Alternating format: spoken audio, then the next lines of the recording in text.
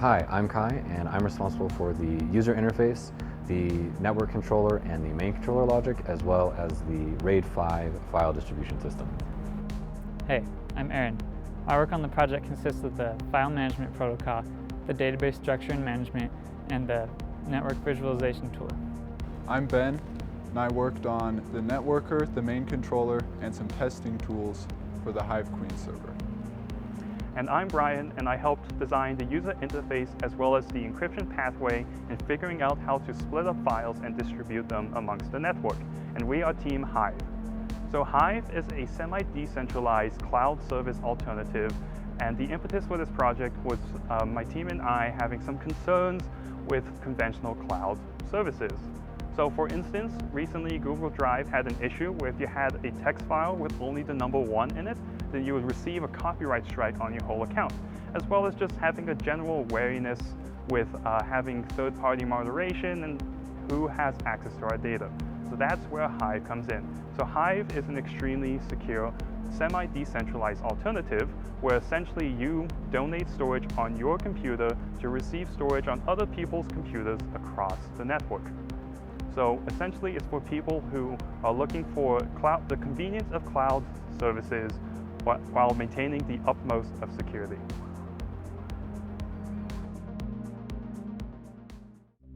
Upon booting up the HIVE Worker application, you'll be prompted to begin by connecting to a Queen server. To connect to a Queen, first you enter a profile name, which is just a nickname that this connection will be remembered as locally, a server address where the Queen is being hosted, a server port which is generally left on default, and a megabyte donation amount, which is how much you would like to donate to the Queen's cluster. And we can go ahead and connect and register. If you notice, on the right side, we have a little info box that's populating with the same information as I discussed as we are mousing over sections of UI. We can go ahead and see our registration is successful, and we have our connection information, as well as an ID assigned to us by the Queen. Now if we go to our left side page navigation, let's head over to Files, on which we find all of the functionality we expect from a traditional cloud application, being able to upload, delete, and download files.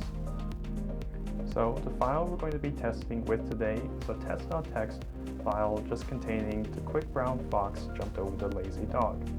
And if you'll note, this file is within our source folder for our worker. So let's go ahead and head back to our worker UI, and to upload a file, first you need to enter an encryption key that will be used to encode and decode the file upon upload and download. So let's go ahead and select that test.txt file. After selection, we can see that it uploaded fairly quickly and has populated on an interface where you can go ahead and select it and download it to somewhere else. So let's go ahead and download it to our downloads folder.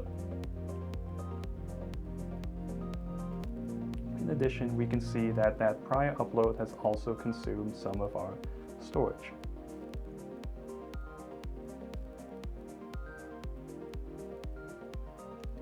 So in our downloads folder, we can go ahead and see there's a new test.txt file containing the quick brown fox jumped over the lazy dog exactly as we expected. Back on the interface, let's go ahead and select the file again, and then noting that the amount of storage is used. After we push delete, it's cleared out the UI as well as clearing the amount of storage we have utilized. In profiles, we have abilities to switch upon the connections that have been created. So where we can go ahead and change profiles, export and import profile data. So let's go ahead and export this data to our downloads folder. Now let's go ahead and re-import it. So after pushing import, we can see that in our downloads folder, a HIVE metadata directory was created containing all of this connection information. After importing, you're prompted to restart the program to see those changes. And upon closing down the program, you are prompted to save your encryption key to avoid any potential data loss.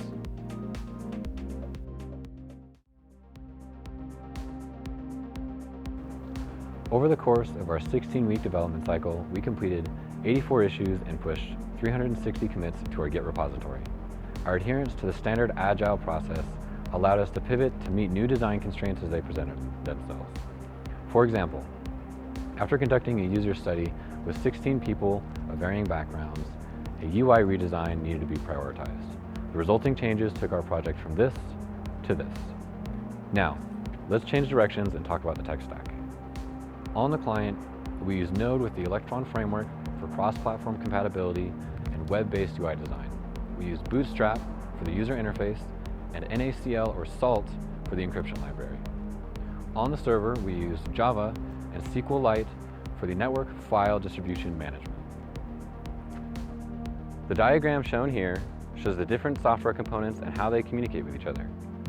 Our design is based on the standard MVC architecture with some deviations as needed.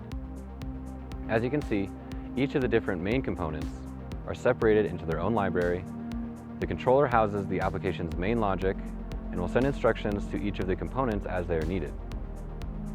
This design allows us to work on different components independently, speeding up the development process and maintaining separation of concerns.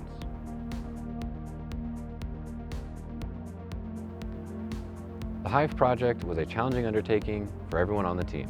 We've had to design our own communication protocols and file management standards, learn new technologies, and adapt to the changing demands of our users. We as a team are proud of what we've built, a distributed, secure file storage system that could serve as the foundation for a new form of cloud storage. I hope you're just as excited as we are, and we look forward to seeing you on the show floor.